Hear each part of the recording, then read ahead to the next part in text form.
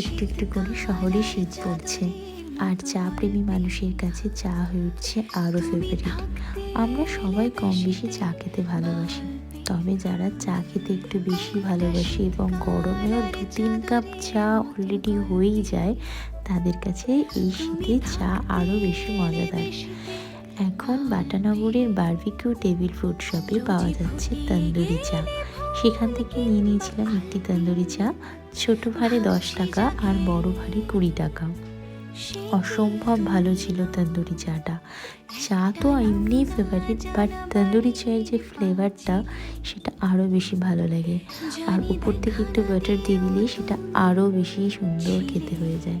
তাহলে তোমরা যারা তন্দুরি চা খেতে ভালোবাসো এবং তন্দুরি চা খেতে চাও, তারা চলেই আসতে পারো বারবিকিউ টেবিল ফুড শপে।